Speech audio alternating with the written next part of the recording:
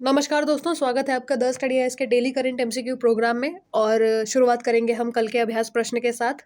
Gilbert white, जिन्हें अक्सर पारिस्थितिकी का जनक कहा जाता है, निम्नलिखित में से किस योगदान से जुड़े हैं? ऑप्शन ए, उन्होंने पौधों में विसंगति के नियमों की खोज की थी। ऑप्शन बी, उन्होंने द्विपद नामकरण पर आधारित वर्गीकरण पद्धति की शुरुआत की। ऑप्शन सी, उन्होंने पहली बार पक्षियों में प्राकृतिक चयन की व्याख्या की। ऑप्शन डी, उन्होंने वैज्ञानिक अभिलेखों को साहित्य की शैली के साथ जोड़कर प्रकृति लेखन को रूपांतरित किया। आंसर डी, गिलबर्ट व्हाइट 18वीं शताब्दी के एक अंग्रेज प्रकृतिवेत्ता ने प्रकृति लेखन में क्रांतिकारी बदलाव किया। उन्होंने अपने अवलोकनों को औपचारिक स्थानों से निकालकर सीधे प्रकृति के बीच प्रस्तुत किया। उनकी कृति the natural history and antiquities of Selborne में उन्होंने विस्तृत वैज्ञानिक अभिलेखों को जीवांत और साहित्यिक वर्णनों के साथ जोड़ा। इस शैली ने बाद के प्रकृतिवेत्ताओं, जिनमें चार्ल्स डार्विन भी शामिल हैं, को प्रेरित किया और उन्हें पारिस्थितिकी का जनक की उपाधि दिलाई। इसी के साथ चलिए शुरुआत करते हैं हम आज के प्रश्नों की। भारत में महिलाओं की श्रम बल भागीदारी के संबंध में निम्नलिखित कथनों पर विचार कीजिए। कथन 1, भारत की महिला श्रम बल भागीदारी दर वैश्विक औसत और चीन की दर दोनों से कम है। कथन 2, श्रम भागीदारी में लैंगिक अंतर को कम करने से दीर्घावधि में भारत की जीडीपी में 25% से अधिक की वृद्धि हो सकती है। कथन 3, कर्नाटक की शक्ति योजना ने निःशुल्क सार्वजनिक परिवहन उपलब्ध कराकर महिलाओं की कार्यबल में भागीदारी को बढ़ाया है। उपरोक्त कथनों में से कितने सही हैं? ऑप्शन ए केवल एक, ऑप्शन बी केवल दो, ऑप्शन सी सभी तीन, ऑप्शन डी कोई नहीं। आंसर डी, भारत की महिला श्रम बल भागीदारी दर 37 से 41.7% के बीच है, जो वैश्विक औसत और चीन की 60% दर से काफी कम है। अंतर्राष्ट्रीय मुद्रा कोष का अनुमान है कि यदि लैंगिक अंतर को कम कर दिया जाए तो भारत का सकल घरेलू उत्पाद 27% तक बढ़ सकता है। कर्नाटक की शक्ति योजना, जो महिलाओं को मुफ्त बस यात्रा उपलब्ध कराती है, ने महिला गतिशीलता में 40% की वृद्धि की है। इससे शिक्षा, रोजगार और उद्यमिता तक महिलाओं की पहुंच बढ़ी है और कार्यबल में उनकी भागीदारी को समर्थन मिला है। हाल ही में चर्चित IADT-1 किससे संबंधित है? ऑप्शन ए, यह गगनयान की पैराशूट आधारित मंदन प्रणाली का परीक्षण है। ऑप्शन बी, ये पुनः प्रयोज्य प्रक्षेपण यान लैंडिंग के लिए एक परीक्षण है। ये चंद्रयान की सॉफ्ट लैंडिंग अनुक्रम का परीक्षण है। ऑप्शन डी, ये PSLV के चरण पृथक्करण का परीक्षण है। आंसर ए, IADT-1 इसरो के गगनयान मिशन का एक भाग है। इसमें पैराशूट आधारित मंदन प्रणाली का परीक्षण किया गया। इसके लिए एक बिना चालक दल वाले क्रू मॉड्यूल को हेलीकॉप्टर से 3 किलोमीटर की ऊंचाई से गिराया गया। परीक्षण में यह सुनिश्चित किया गया कि ड्रॉग पैराशूट और मुख्य पैराशूट सही क्रम में खुलें और मॉड्यूल की गति इतनी धीमी हो जाए कि वह सुरक्षित रूप से जल में उतर सके। हाल ही में राज्यपालों और राज्य विधेयकों के संबंधित राष्ट्रपति द्वारा सर्वोच्च न्यायालय को किए गए संदर्भ का मूल मुद्दा निम्नलिखित में से किस कथन में सर्वोत्तम रूप से परिलक्षित होता है? ऑप्शन ए, यह सुनिश्चित करता है कि राज्यपाल केंद्र सरकार के प्रतिनिधि के रूप में कार्य करे। ऑप्शन बी, यह केंद्रीय कानून को स्वीकृति देने में राष्ट्रपति के अधिकार को सीमित करता है। ऑप्शन सी, यह न्यायपालिका की उस शक्ति से संबंधित है जिसके तहत वह राज्यपालों को विधेयकों पर कार्रवाई करने के लिए समय सीमा निर्धारित कर सकती है।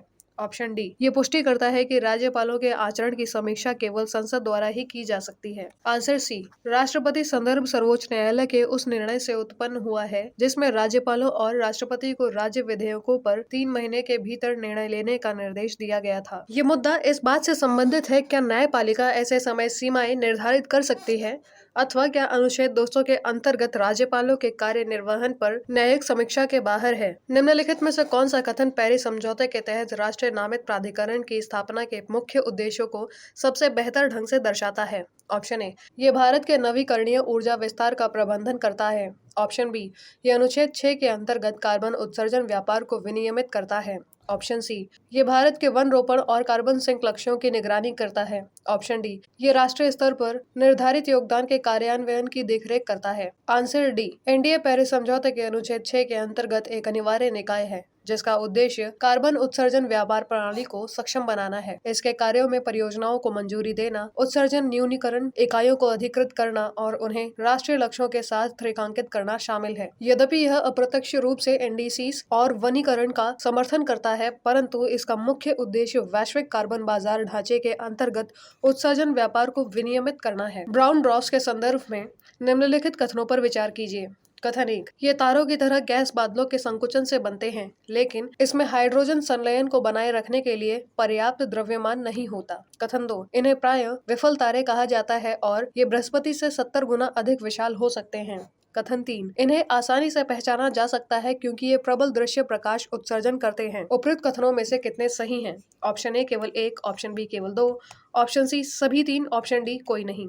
आंसर बी, कथन 1 सही है। ब्राउन ड्राफ्ट तारों की तरह ही गैस और धूल के बादलों के संकुचन से बनते हैं, किंतु इनमें इतना द्रव्यमान नहीं होता है कि यह अपने केंद्र में सतत हाइड्रोजन संलयन कर सकें। यही वास्तविक तारों की परिभाषित विशेषता है। कथन 2 सही है। इस सीमा के कारण इन्हें अक्सर विफल तारे कहा जाता है। इनका द्रव्यमान बृहस्पति से लगभग 13 गुना से लेकर लगभग 70 गुना तक हो सकता है। इस सीमा से अधिक द्रव्यमान होने पर कोई वस्तु वास्तविक तारा बन जाती है। कथन 3 गलत है।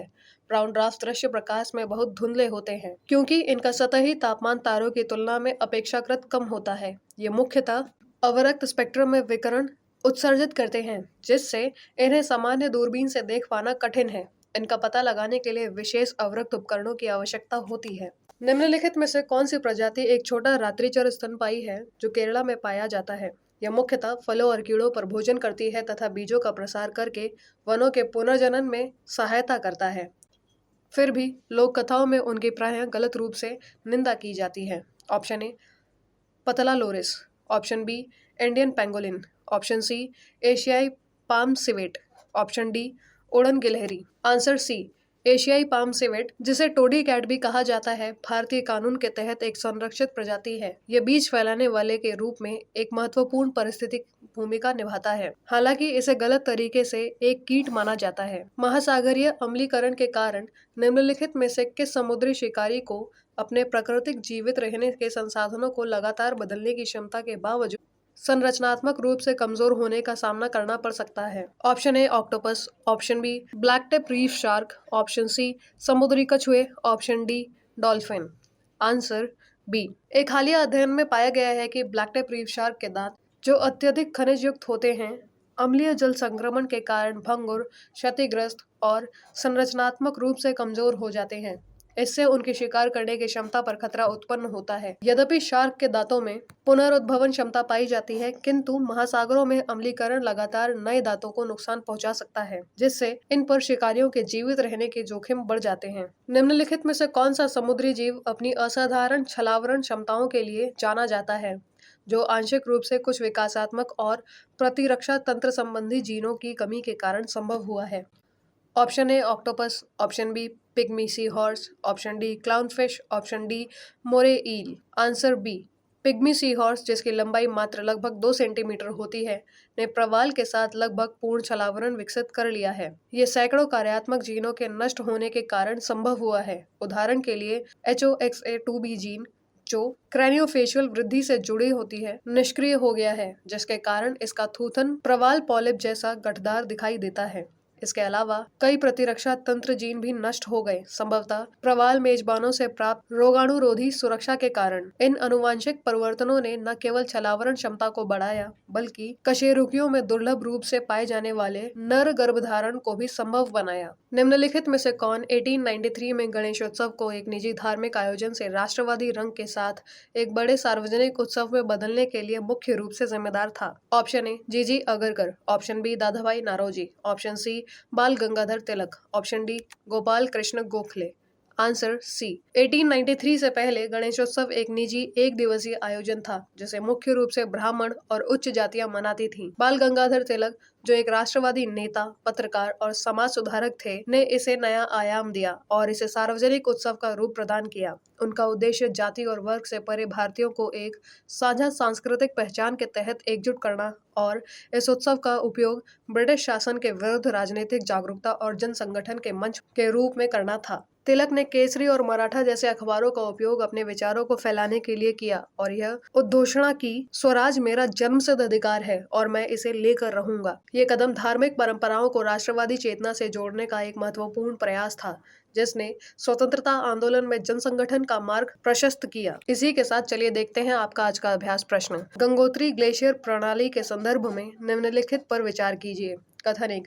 पिछले 4 दशकों से बर्फ पिघलने से इसका वार्षिक प्रवाह प्रभावित होता रहा है। कथन 2। प्रवाह संरचना में वर्षा अपवाह का हिस्सा 1980 से लगातार घट रहा है। उपर्युक्त में से कौन सा या से कथन सही है या है? ऑप्शन ए केवल 1, ऑप्शन बी केवल 2, ऑप्शन सी 1 और 2 दोनों, ऑप्शन डी न तो 1 और न ही 2। अपना उत्तर हमें कमेंट करके बताना ना भूलें। धन्यवाद। जय हिंद, जय भारत। डियर स्टूडेंट्स, हमारे चैनल को लाइक, शेयर, सब्सक्राइब करें और अपनी तैयारी को और बेहतर बनाएं।